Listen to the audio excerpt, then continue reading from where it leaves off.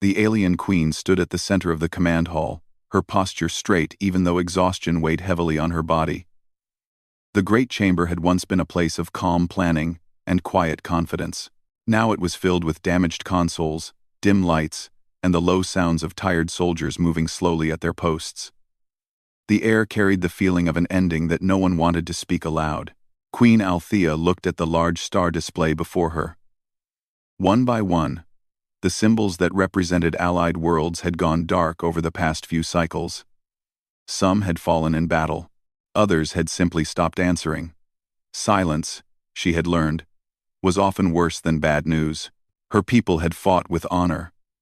Her army had held the line longer than anyone believed possible.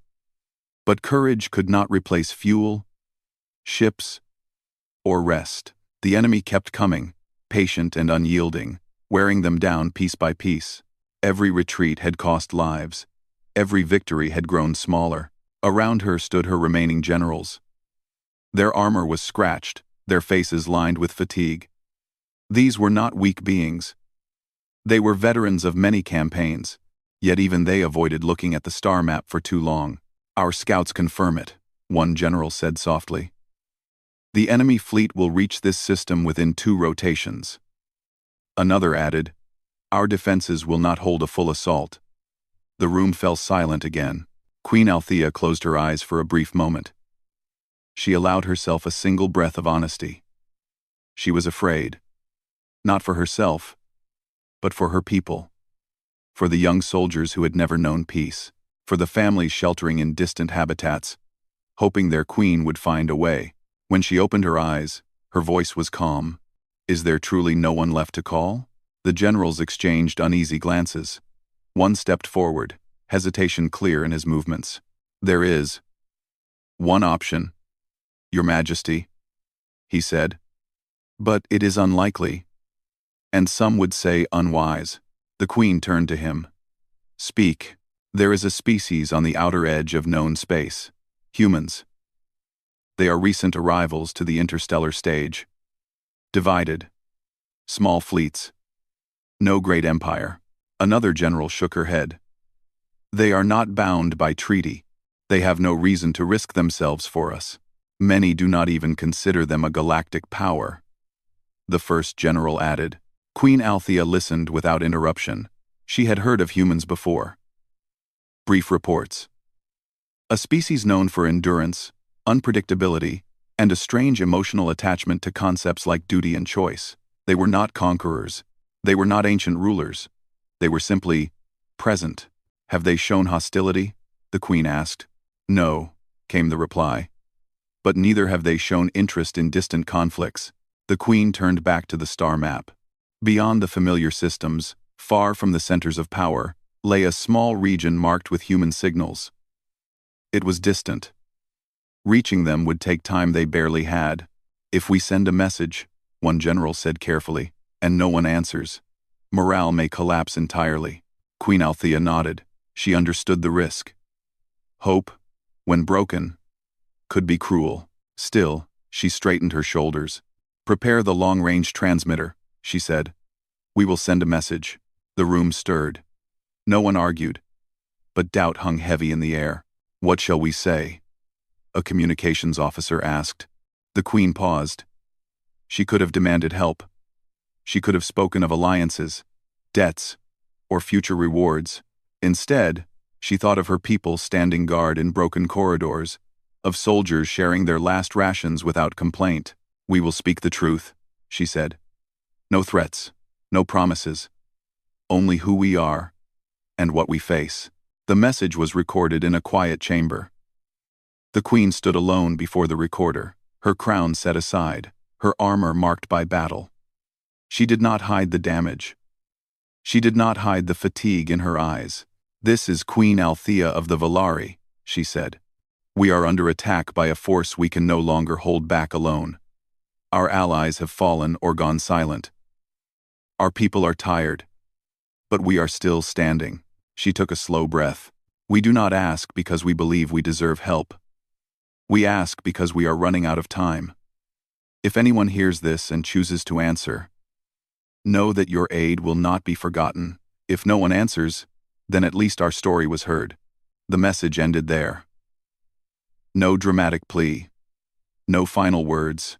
The signal was sent. And then, they waited. Hours passed. Then, cycles. The enemy fleet remained beyond sensor range, but everyone knew it was coming. Repairs continued where possible. Wounded soldiers were tended to. Quiet conversations filled the halls. Many of them about home. Some soldiers whispered about the message. Others pretended it had never been sent. Queen Althea walked among her people, offering calm words and steady presence. She did not speak of rescue. She spoke of preparation, of unity, of holding on one moment at a time. In private, she stood before the communications console more than once, watching the empty channel. No reply came. On the third cycle, a young sensor officer hesitated before approaching the command dais. "Your Majesty," he said, voice unsure. "There is something." The room went still. "An enemy scout?" a general asked. "No," the officer replied. "It's faint. A distortion near the edge of the system, not matching known enemy signatures." Queen Althea stepped closer. "Clarify." "It could be nothing," the officer said quickly. "Background interference. Or debris. Or a ship." Another officer murmured. The Queen studied the data. The signal was weak, almost hesitant, as if whatever caused it did not wish to be noticed. "Continue observation," she ordered. "Do not announce this yet." As time passed, the distortion grew slightly stronger, enough to confirm it was not random. A single vessel. Then another. Not enemy design, not allied. Unknown. The generals gathered again, tension rising. "If it is the enemy," one said, "this could be a trap." "If it is not," another replied. "Then who would approach so cautiously?" Queen Althea said nothing. Her eyes remained on the display. Moments later, the communications console chimed softly. An incoming signal. The sound seemed impossibly loud in the silent chamber. The communications officer froze. "Your Majesty, the signal is addressed to us." The Queen felt her heart tighten. She kept her voice steady. "Open it." The screen flickered. Static filled the image for a moment. Then a symbol appeared. Simple. Unadorned. Human. A calm voice followed, clear but measured.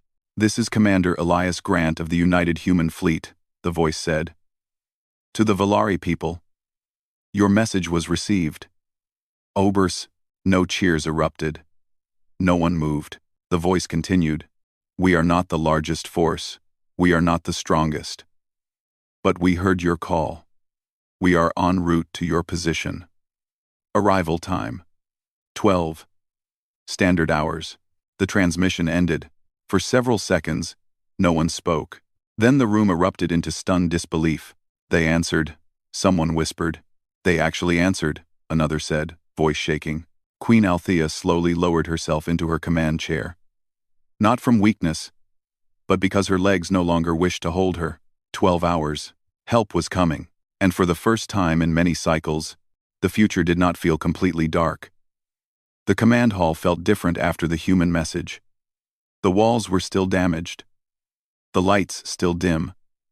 But something unseen had shifted. Hope, careful and fragile, moved quietly among the soldiers like a shared breath. Queen Althea rose from her chair and looked around the room.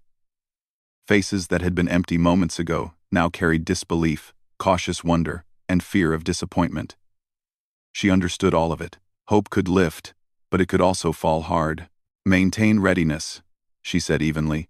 "Do not assume safety until it is earned." The generals nodded.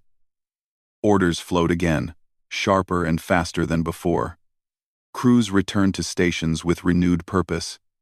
Engineers pushed damaged systems harder, finding strength they did not know they had. Medics worked with gentler voices, telling the wounded that help was coming, but never promising more than the truth. 12 hours.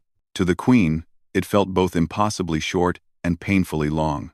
As time passed, sensors continued to track the incoming vessels. They were not large. That fact spread quickly through the fleet, and with it came quiet doubt. "They are small," one officer murmured to another. "How much can they truly do?" Others defended the humans without knowing why. They came when no one else did. Queen Althea listened to all of it and said nothing. She had learned long ago that courage did not always announce itself with size or noise. 4 hours before arrival, the enemy fleet appeared on long-range sensors. Their formation was steady and confident. They had fought the Valari long enough to know the signs of weakness. They expected a final collapse. "They will reach weapon range shortly after the humans arrive," a general reported. "Then they will meet us together," Queen Althea replied. When the human fleet entered the system, it did so without dramatic displays. No sudden charge. No aggressive broadcasts. They emerged calmly, ships spreading into deliberate positions around the Valari formation. Up close, their vessels were even more modest than expected. Clean lines, practical shapes, signs of recent use rather than ancient prestige. They were not decorated with symbols of conquest. They looked, lived in.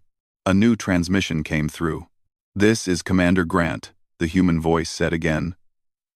"Queen Althea. We request permission to integrate defensive support," the Queen answered personally. "Permission granted. We are honored by your presence." There was a pause, then the human replied, "We're glad we arrived in time." Human ships moved smoothly, placing themselves between the Valari fleet and the approaching enemy. Some Valari officers gasped softly. The humans were taking the forward position. "They are shielding us," a general said. "They don't even know our full capabilities," another added. Queen Althea watched closely. The humans did not rush. They scanned, adjusted, and communicated constantly with one another. Their coordination was quiet but precise. Small craft detached from the human ships and moved toward Valari vessels instead of the enemy. "They're docking," a technician reported. Repair teams.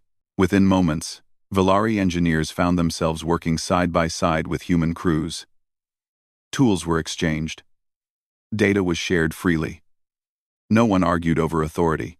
A Valari engineer stared as a human technician sealed a fractured conduit with surprising speed. "You move as if you've done this before," the Valari said. The human smiled briefly. "We've done worse with less." As repairs continued, Queen Althea received a private communication request from Commander Grant. She accepted. His image appeared on the screen. He looked tired, but focused. There was no arrogance in his posture. "We don't know your enemy as well as you do," he said. "We'll follow your strategic lead. Our role is support and defense." The Queen studied him. "You risk much for people you do not know." He nodded. "That's true." "Why?" she asked. He considered the question carefully.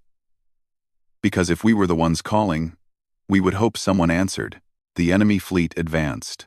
The first exchange came without warning. Energy fire crossed the void, bright and fierce. Human ships absorbed the initial impact, shields flaring under pressure.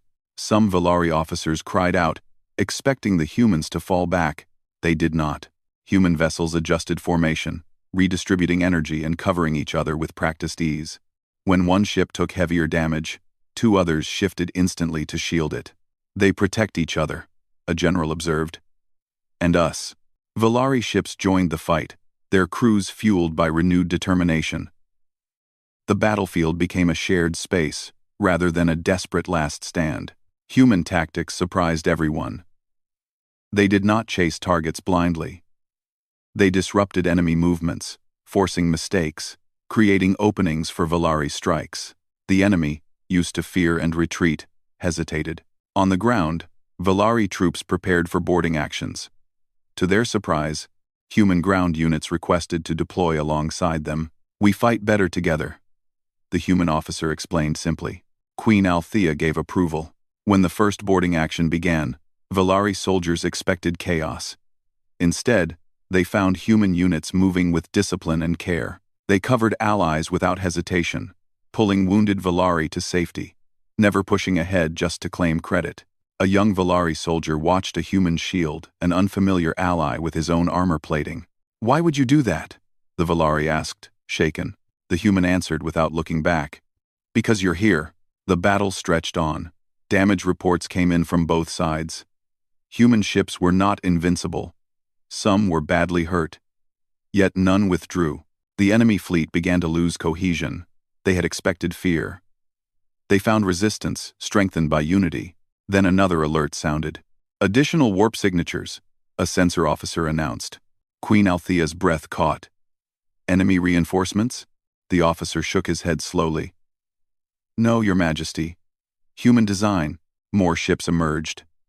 Not massive, not overwhelming, but enough. The humans had not come alone. Across open channels, human voices echoed calmly, responding to distress signal. We received the call. Human fleet, reporting in. The Queen felt a pressure behind her eyes she had not felt in years. The enemy began to retreat. By the time the final hostile ships fled the system, silence returned. Not the silence of abandonment, but of survival. Human and Valari ships drifted together amid debris and fading energy trails. Queen Althea stood, steady and proud. The battle was not the end of the war, but it was the end of despair. She looked at the human fleet and understood something important. The humans had not arrived as saviors seeking praise. They had arrived as neighbors who refused to ignore a voice asking for help, and that, she realized, might change everything. Enemy forces had retreated from the system, but no one believed they were gone for good. Queen Althea knew this enemy well. They tested strength, learned patterns, and returned with greater force. The brief silence was not victory. It was a pause. Human and Valari ships remained together, drifting in careful formation. Damage crews moved between vessels, lights flickering against the dark of space. Some ships were scarred badly, but none had been abandoned. Queen Althea walked through the main corridor of her flagship. Valari soldiers stood straighter now. Some spoke softly with human crew members, sharing simple words and gestures when language failed. There was no celebration, only steady resolve. In the command hall, the Queen met with her generals and the human commander. Commander Elias Grant stood beside the projection table, hands resting calmly at his sides. He looked no different than before the battle, but the lines on his face had deepened. We have reviewed intercepted signals, one Valari general said. The enemy is regrouping. They will return in force. Grant nodded. We expected that. Another general frowned. Your ships are damaged. You have already given more than we had the right to ask. Grant looked at Queen Althea before answering. We didn't come to leave halfway. The Queen met his gaze. Then we will stand together. Plans were formed quickly. Humans and Valari shared data openly. There were no secret commands, no attempts to claim control. Strategy became a shared language. Human tactics were careful but flexible. They favored layered defense, mutual support, and controlled movement. Valari tactics were precise and disciplined, shaped by generations of formal warfare. Together, they filled each other's gaps. As preparations continued, a Valari officer approached the Queen. Your Majesty, he said quietly, our soldiers are requesting mixed unit formations. The Queen raised an eyebrow. They wish to fight beside humans? Yes, the officer replied. They say morale is stronger when they are not alone. Queen Althea considered this, then nodded. Approved. Mixed units began training immediately. Humans adapted quickly to Valari movement and equipment.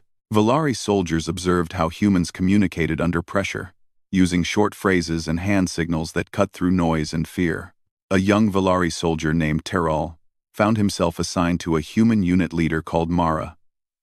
She was smaller than most Valari, but her presence was steady. You do not seem afraid, Terral said during a pause in training. Mara checked her equipment. I am afraid. Terral tilted his head. Then why do you look calm? Because fear doesn't decide what I do, she replied. Those words stayed with him. Hours later, sensors detected the enemy fleet returning. This time, they came in greater numbers, their formation wide and confident. They expected to crush resistance through sheer presence. Queen Althea stood at the command dais, her voice steady as orders went out. All units, prepare for engagement. Human and Valari ships moved as one. The enemy attacked quickly, testing the outer defenses. Human ships absorbed the pressure again, but this time Valari vessels supported them closely, overlapping shields and fire lanes. The battle expanded across the system. Enemy forces tried to isolate targets, but human formations shifted constantly, denying them easy victories. On one human ship, alarms sounded as shields weakened. Before panic could rise, 2 Valari ships moved into position, reinforcing the human vessel's defenses. "Valari support in place," came the calm report. The human captain exhaled. "We have you. Thank you. We stand together," the Valari replied. The enemy adapted, launching coordinated strikes against mixed formations. Boarding attempts followed. This was where the enemy believed they would break morale. They were wrong. Human and Valari ground units met the enemy side by side. Movement was fluid. Trust had already formed. Terrell moved with Mara's unit through a damaged corridor. Smoke filled the air, visibility low. Enemy shapes emerged through the haze. Mara raised a hand. The unit halted instantly. She pointed. Terrell understood without words. They advanced together. When the enemy pushed hard, humans held firm, protecting flanks. When humans were pressed, Valari's strength reinforced them. No one ran ahead. No one was left behind. Terrell felt something shift inside him. He had fought many battles, but never like this.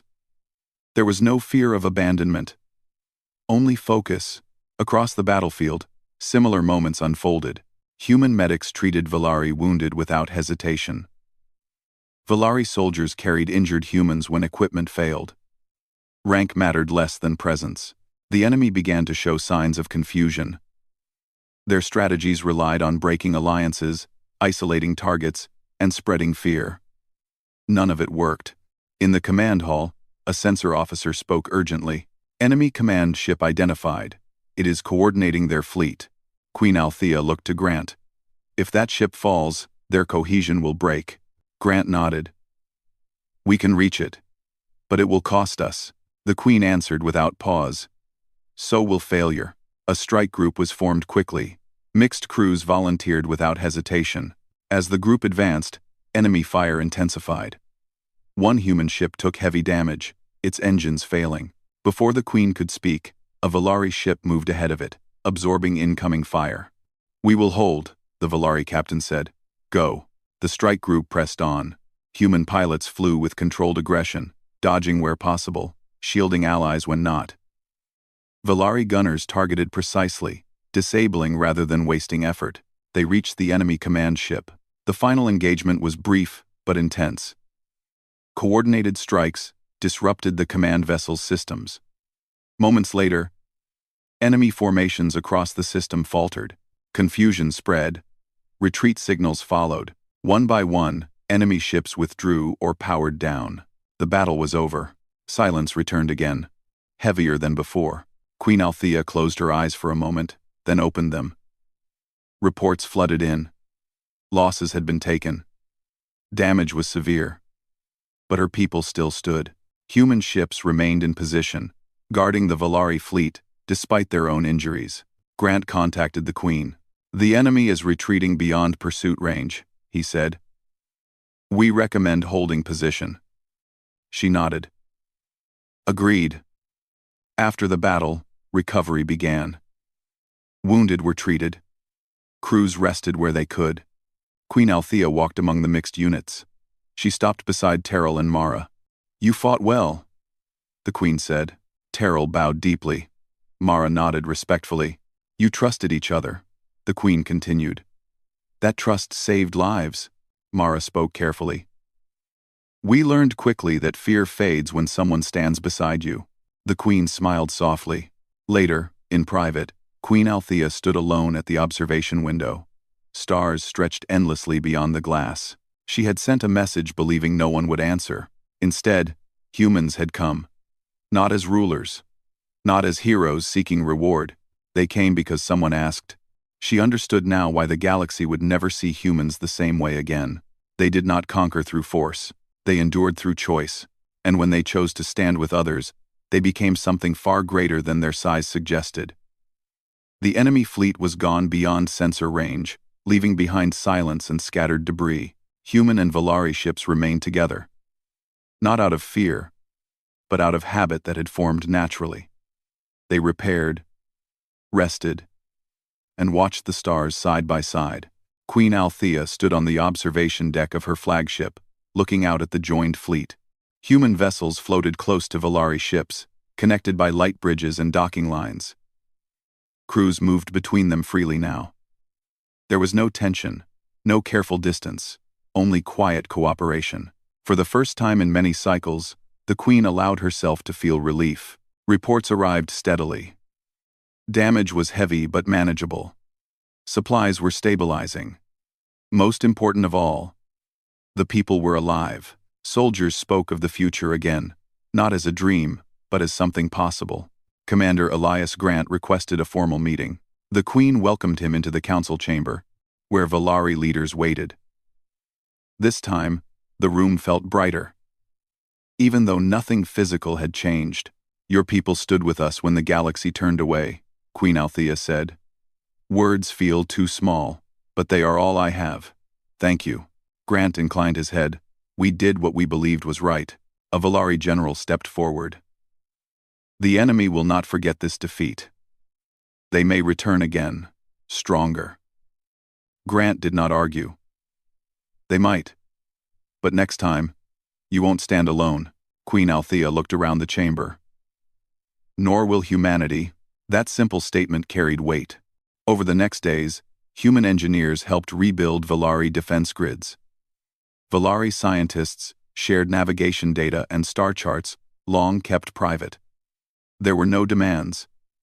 No exchanges measured by value. Trust flowed freely, built through shared struggle. Mixed crews trained together. Meals were shared in quiet halls. Stories were told, not of victories, but of home. A young human pilot showed a Valari child a simple star map, explaining where Earth was. The child listened closely, then pointed. That place hurt us, the child said. Yes, the pilot replied softly. It did. Queen Althea ordered a system-wide assembly. Every functioning ship, station, and outpost connected to the broadcast. She stood before the camera without her crown, wearing the same marked armor she had worn during the darkest hours. My people, she began, voice steady. We sent a call into the void, believing it would fade unheard. We prepared ourselves to stand alone. She paused. We were wrong. Images appeared behind her, showing human and Valari ships together. Soldiers working side by side. Hands helping hands. A species far from our borders answered, she continued. Not because of treaties, not because of reward, but because they chose to. She turned slightly, acknowledging the humans watching from their ships. Let it be known across this system and beyond.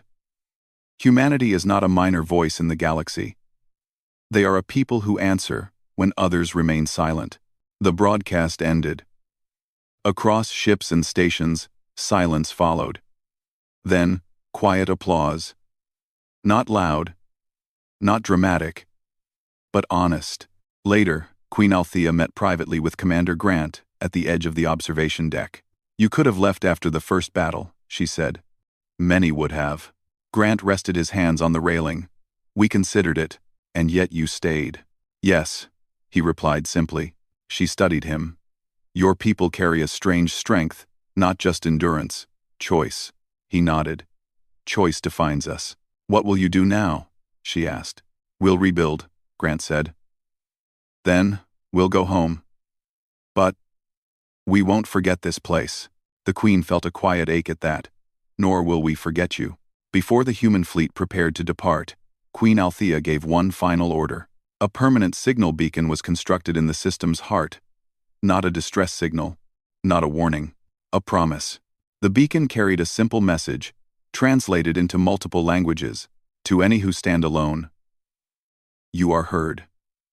When the human ships aligned for departure, Valari vessels formed a respectful corridor. No military display. Only presence. As the first human ship began to move, Queen Althea spoke softly, though she knew he could not hear her. You answered when we feared no one would. Commander Grant's final transmission came through. Queen Althea, he said.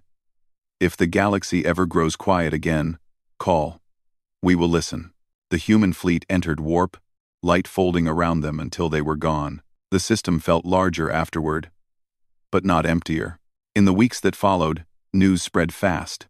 Other worlds heard the story of the call that was answered, of humans who stood the line without claiming ownership, of a queen who had believed hope was lost.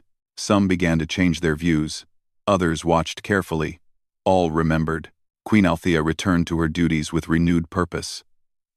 Her people rebuilt stronger than before, not just in ships and defenses, but in spirit. She often visited the beacon, standing alone beneath the stars. Once, she whispered into the open channel, not as a queen, but as a voice among many. "Thank you." The beacon did not reply, but somewhere, across the vast distance of space, humanity listened, and that was enough.